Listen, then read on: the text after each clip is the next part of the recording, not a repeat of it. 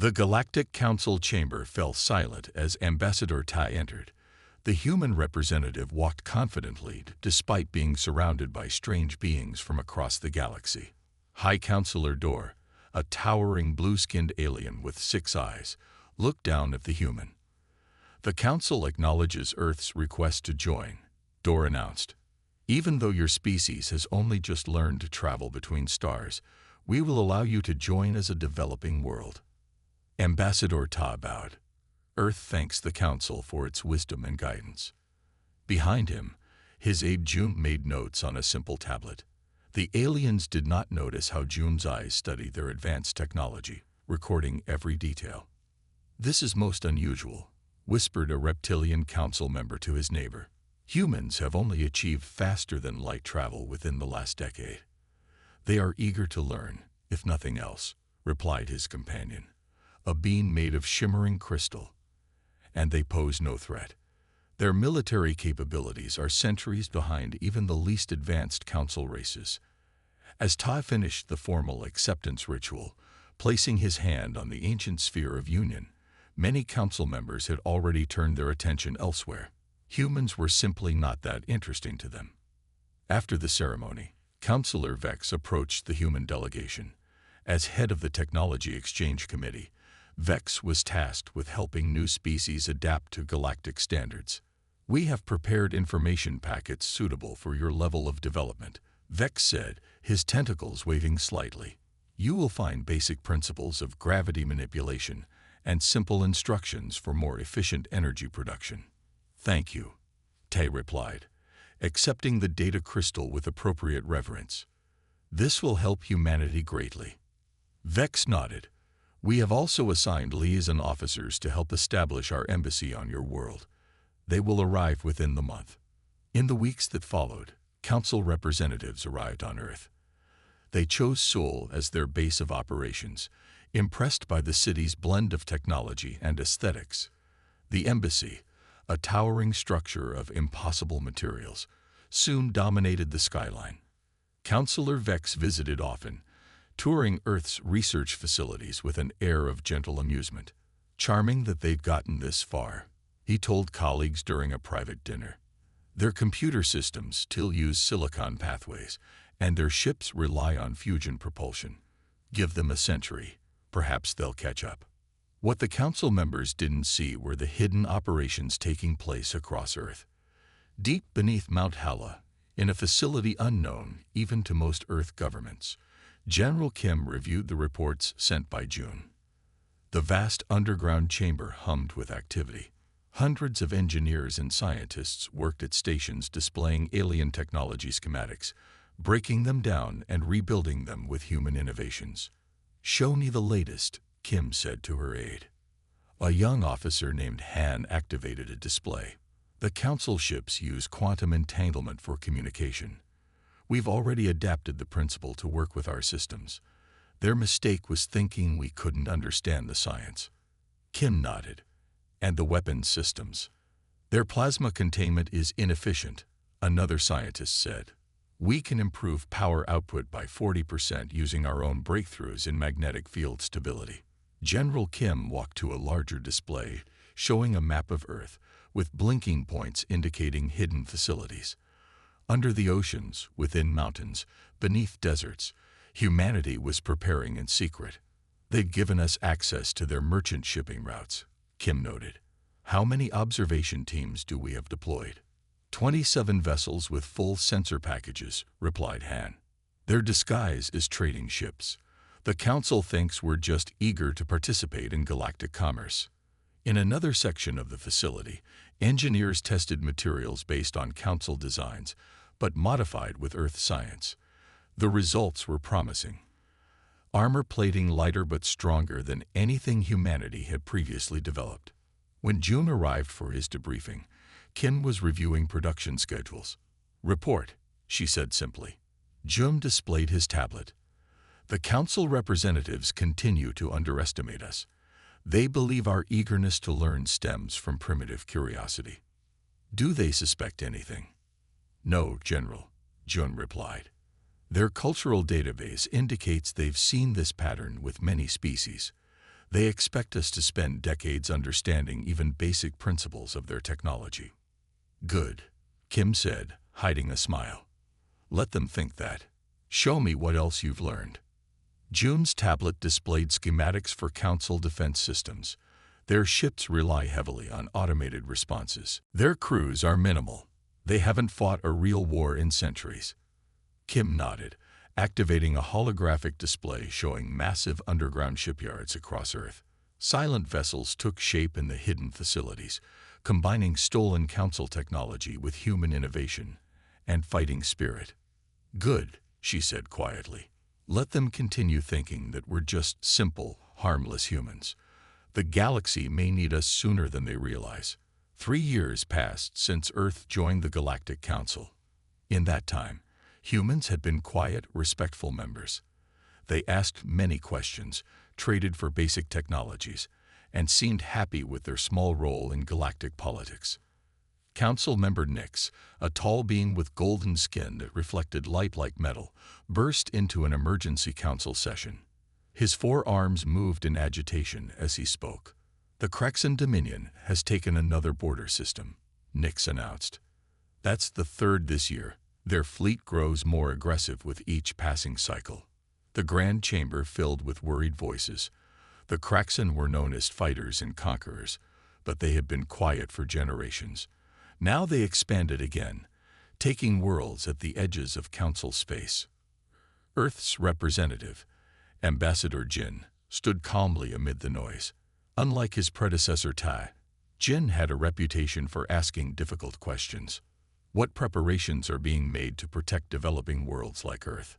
Jin asked, his voice carrying across the chamber. The room grew quieter. High Counselor Dor, who had led the council for over 40 years, waved his 6-fingered hand dismissively. The Crexan would find little value in your system, Dor said. Your planet has few rare minerals, and your technology is not worth stealing. Council defenses will focus on established members with resources the Crexan might want. Jin's face showed no emotion, but his fingers tightened around his datapad. I understand, High Counselor. Earth will make its own preparations then. Several council members laughed softly. What could Earth possibly do to stop the Crexan if they decided to attack? Later, aboard the Earth diplomatic vessel in orbit around the Council homeworld, Jin entered his private communication room. After checking for listening devices, he activated the quantum communicator hidden within a normal-looking desk. General Kim's face appeared in the hologram. 3 years had added a few lines around her eyes, but her gaze remained sharp. It's as we predicted, Jin said quietly. We're on our own. Kim nodded, unsurprised. The Council has always protected its core worlds first. Activate Phase 2. Redirect more resources to the Mars and Europa facilities. What about the missing ships? Jin asked. Council intelligence is asking questions. Tell them whatever they want to hear, Kim replied. We need just a little more time. On the Council homeworld, Intelligence Officer Paz reviewed data from Earth's solar system. Something wasn't right. The energy readings showed much more activity than a developing world should have. Paz, whose species could change colors with their moods, turned a troubled shade of purple as she reported to the Technology Council. Earth's industrial output has tripled in the past year, she explained, showing charts and energy readings. Yet their reported technological level remains unchanged. How can they be producing so much with such primitive methods? Counselor Vex, who had visited Earth many times, waved a tentacle dismissively. Humans are unusual. They work hard and build quickly, even with simple tools. Perhaps they're just building more of their basic ships, suggested another council member. Humans always did focus on quantity over quality. Paz wasn't convinced. 7 Earth vessels disappeared from our tracking network last month. They claim navigation errors caused the ships to drop from our sensors, but that explanation feels convenient. She displayed the flight paths of the missing vessels. Each ship vanished in a different sector, but all were near the edges of monitored space, just where the sensors grow weak. High Counselor Dor reviewed the data with mild interest. Humans are known to be secretive by nature.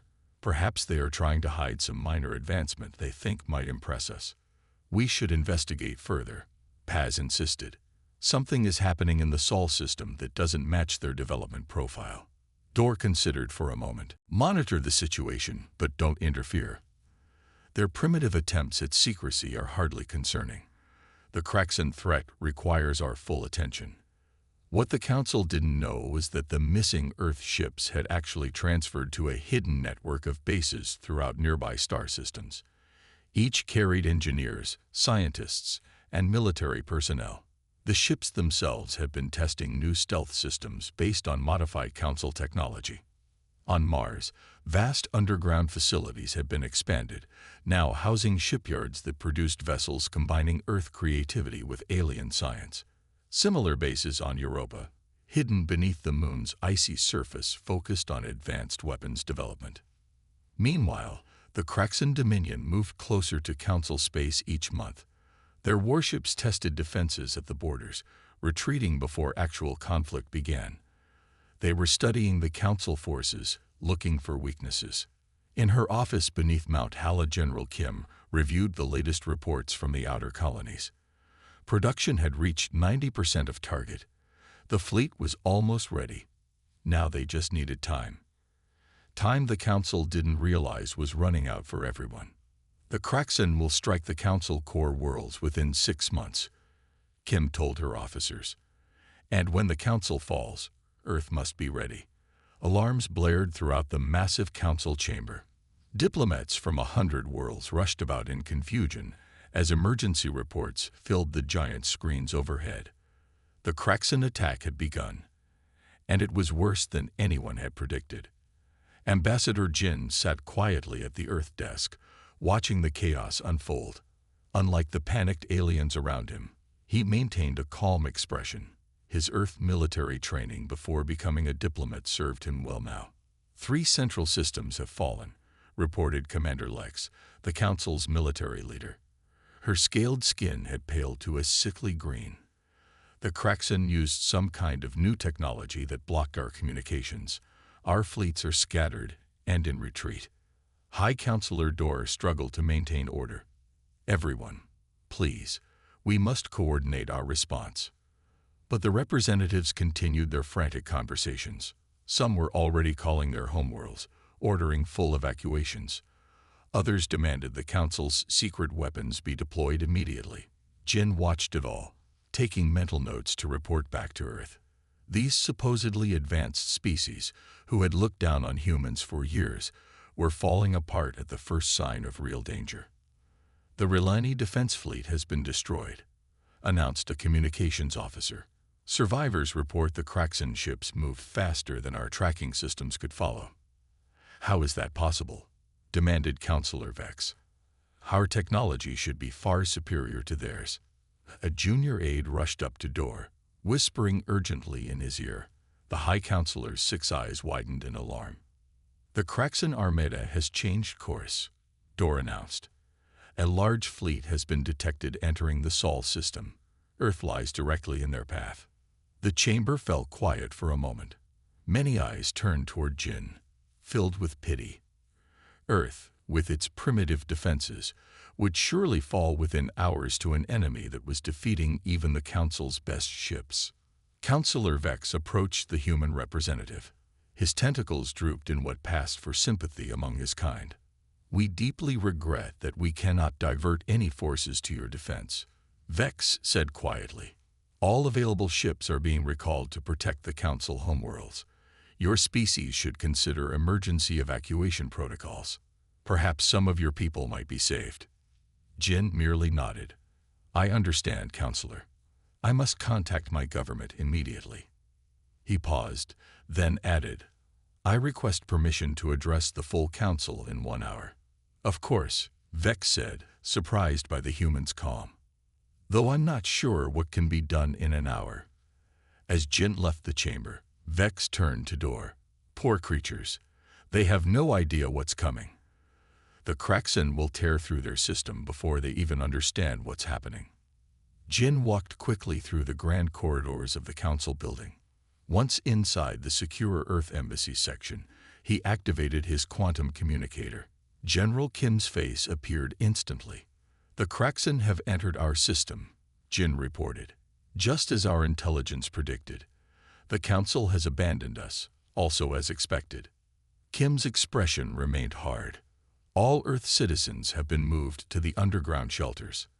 The orbital platforms are fully armed but remain in stealth mode. The fleet is ready." "The Council believes we're helpless," Jin said. "I've requested to address them in 1 hour." "That should be perfect timing." "Remember," Kim said, "we need to show just enough force to defeat the Kraxan in our system. Keep our full capabilities hidden until absolutely necessary." Jin nodded. "Understood." Phase 3 is now active. Across the Sol system, hidden bases on Mars, Europa, and beneath Earth's oceans hummed with activity. Ships that had been built in secret over the past 4 years moved into position, still cloaked from both Council and Kraxan sensors. On the bridges of these vessels, Earth captains prepared their crews. These weren't the simple ships the Council thought humans could build. Each incorporated stolen alien technology, enhanced by human innovation, and a willingness to take risks the cautious Council races would never attempt. Back in the Council chamber, the situation had grown worse. 5 more systems had fallen to the Kraxan advance. "They're moving too fast," cried Commander Lex. "Our defense grids were supposed to hold for days, not hours." A tactical display showed the Kraxan fleet approaching Earth. Hundreds of warships in tight formation, moving with clear purpose. "They must want something in the system," Vex mused. "Perhaps those unusual minerals in the asteroid belt. Why else target such an undeveloped world?" Behind them, the doors opened as Jin returned. Something in his walk had changed. He moved with authority now, not the careful deference he normally showed to Council members. "Ambassador," Dor said gently, "we've been monitoring the Kraxan approach to your system. I fear they will reach Earth within 3 hours. Is your government preparing your people?" Jin smiled slightly. "Oh yes, Counselor. Earth has been preparing for this day for quite some time." He stepped up to the main communication platform. "I believe it's time for my address to the Council. And I think you'll all want to watch the live feed from Sol system while I speak." The massive Kraxan invasion fleet moved toward Earth like a dark cloud. Thousands of warships, their hulls black and jagged, filled the sensors of the Council observation post. The Council representatives watched in silence, expecting to see another world fall to the unstoppable enemy. "The humans should be running," Commander Lex said, watching the screen. "Strange. Their satellites remain in orbit. No emergency launches detected." "Perhaps they don't understand the danger," suggested a junior officer. "Or their leaders haven't told the public to avoid panic." "Curious," muttered Commander Lex. "The humans are not attempting to flee. Not a single ship has left the system." In the Council chamber, Ambassador Jin stood on the speaking platform. All around him, the most powerful beings in the galaxy watched the screens showing Earth's final moments. Many looked sad. Some had already turned away, unable to watch the destruction of another civilization. "Distinguished representatives," Jin began, his voice calm. "For 3 years, you have welcomed Earth into your community. You have shared knowledge, though carefully limited. You have treated us as children, to be guided and protected." The Kraxan fleet was now passing the orbit of Mars. On the screens, their ships began to spread out, preparing for the attack on Earth. "But there is something you should know about humans," Jin continued. "Throughout our history, whenever we met more advanced peoples, we learned from them. Sometimes, we learned very quickly. Suddenly, the surface of Mars seemed to shift. Huge sections of the red planet's surface moved aside, revealing massive structures beneath. Hidden bases that had been disguised as natural features activated, powering up systems that had been built in secret." "What is happening?" Vex asked, leaning forward. "Those energy signatures. On Europa, Jupiter's icy moon, similar transformations occurred. The smooth ice cracked open, and from beneath emerged platforms bristling with weapons. Earth's moon revealed hidden shipyards that had been disguised as mining operations. Most shocking of all, from Earth's oceans rose enormous vessels that had been concealed beneath the waves. They broke the surface like metal whales, water cascading from their hulls as they lifted into the sky. "Impossible," whispered Vex as the Council sensors registered thousands of advanced warships taking formation around Earth.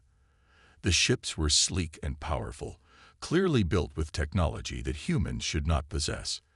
In the Council chamber, Ambassador Jin stood calmly as gasps and cries of surprise filled the room. "The Earth Defense Force is now activating. We apologize for the necessary deception, but history taught us to prepare while appearing harmless." The screens now showed Earth's fleet moving to engage the Kraxan. Human vessels accelerated at speeds that should have crushed their crews. They moved in perfect coordination, executing maneuvers that even veteran Council commanders found impressive. They'd been studying us, Dor realized aloud, learning our technologies and improving upon them. The first battle shocked everyone watching. Earth ships fired weapons that combined Council plasma technology with human innovations in targeting and power generation. Where Council weapons would have taken multiple hits to penetrate Kraxan shields, the Earth weapons cut through them in seconds. "How is this possible?" Commander Lex demanded. "Those weapon designs, they're based on our most advanced research, but more efficient, more powerful." Jin walked down from the platform to stand beside the Council military leaders. "We took what you shared, studied how it worked, and made improvements. Humans are very good at finding new ways to use existing technology." On the screen, Earth fighters swarmed around the larger Kraxan vessels. They moved with precision that suggested advanced AI coordination, targeting weak points that the Kraxan had protected against conventional attacks. "Your people focus on elegant, stable systems," Jin explained. "Humans are willing to push systems beyond their intended limits, accepting risk for greater performance." A Kraxan command ship exploded as smaller Earth vessels concentrated fire on a specific point. The surrounding Earth ships adjusted their shields just before the blast, protecting themselves in a way the Council had never seen. "You've developed shield harmonics that adjust in real time," Vex said in awe. "Our scientists theorized it was possible, but too complex to implement." Jin nodded. "We found the research in your public database. It took us 2 years to solve the computational problems." Within hours, the Kraxan invasion force was in full retreat. The Earth fleet did not stop at driving them from Sol system. They pursued the enemy, their engines pushing harder than Council ships would dare. In the Council chamber, silence had fallen. These primitive humans had just accomplished what the combined Council forces had failed to do: defeat a Kraxan battle group. "You deceived us," High Counselor Dor said finally. Ambassador Jin shook his head. "We prepared. There's a difference. Earth has been invaded many times in our fictional stories. We decided that if aliens were real, we should be ready for the possibility that not all would be friendly." The Council representatives looked at each other with new understanding. Humans weren't just another developing species to be guided. They were something entirely different. Adaptable, innovative, and apparently much more dangerous than anyone had realized. 2 weeks after Earth's fleet first revealed itself, the Galactic Council gathered for an emergency session. The mood was very different now. Where once humans had been seen as simple newcomers to the stars, now they were viewed with a mix of fear, respect, and suspicion. Ambassador Jin stood before the full council. Behind him played a large video showing Earth ships helping planets that had been attacked by the Kraxan. The footage showed human vessels breaking Kraxan blockades and landing troops to help free captured worlds. "As you can see," Jin said, "Earth forces have liberated 7 Council worlds so far. The Kraxan retreat continues on all fronts." The Council members watched in silence.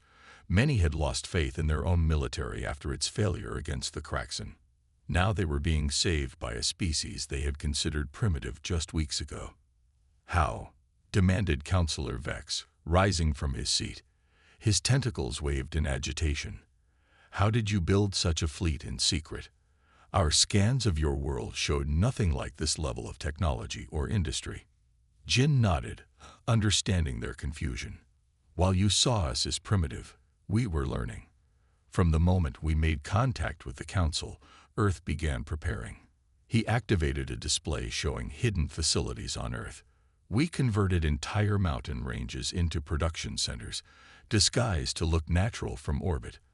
Our oceans concealed massive shipyards. We redirected nearly 40% of our global economy to defense, all while appearing to be a simple developing world. Impossible, muttered a council member. The resources required. The organization. Humans are good at working together when faced with a common challenge, Jin explained. Once we knew there were other civilizations among the stars, we united in ways we never had before. High Counselor Dor's voice was quiet when he finally spoke. Why the deception? If you had these capabilities, why not share them? Earth's history is filled with encounters between advanced civilizations and less developed ones, Jin said. The outcomes rarely favored the less advanced. When powerful nations met weaker ones on our world, the weaker were often conquered or destroyed. We chose caution. You didn't trust us, Dor said. We didn't know you, Jin corrected. And some of your representatives made it clear they thought of us as children. Would you have trusted allies who saw you that way? The council chamber fell silent as the truth of his words sank in. They had treated Earth as a curiosity, not an equal. Now they were paying the price for that mistake. Over the following months, Earth representatives negotiated new terms for their council membership. Their provisional status was replaced with recognition as a major military power. Human technology, once hidden, was now shared selectively with Council worlds. Earth ships continued to hunt down Kraxan forces. Their tactics were different from traditional Council approaches, more aggressive, more willing to take risks. The Council military leaders studied these human methods with new respect. As the new Earth embassy opened on the Council homeworld, General Kim stood beside Ambassador Jin at the grand reception. Around them moved beings from across the galaxy, many now approaching humans with new interest. Look at them, Jin said quietly to Kim. Last month they wouldn't give us a second glance. Now everyone wants to talk about alliance agreements and technology exchanges. Kim watched as a group of council diplomats tried to casually examine the construction of a human communication device. Amazing how quick fear and respect can change behavior. Do you think they'll ever truly trust us again? Jin asked, after learning how much we kept hidden. Kim gazed up at the stars visible through the embassy's crystal dome. Trust isn't necessary. Respect will suffice for now. Humanity has earned its place among the stars. Across the room, Counselor Vex approached with several military officers. General Kim, we were hoping to discuss your fleet deployment strategies. Your ships move in formations unlike anything in our tactical databases. I'd be happy to explain our basic approaches, Kim replied with a smile. After the council representatives moved away, Jin leaned closer to Kim. Basic approaches only, not sharing everything. Of course not, Kim said. Earth's history taught us another lesson. Never reveal all your capabilities. And if another threat emerges, Jin asked, something worse than the Kraxan. Kim smiled slightly, watching the alien diplomats who now treated humans with careful respect. Then they'll be thankful we kept a few surprises in reserve. As the reception continued, news arrived of another Kraxan stronghold falling to Earth forces. The council members raised their glasses in a toast to their new allies, while privately wondering what other secrets the seemingly simple humans might be keeping. Among the stars, Earth ships continued their patrols, protecting a galaxy that had once dismissed them. And deep beneath Mount Hala, engineers were already working on the next generation of vessels, ships that would ensure humanity's place in the cosmos could never again be threatened. The end.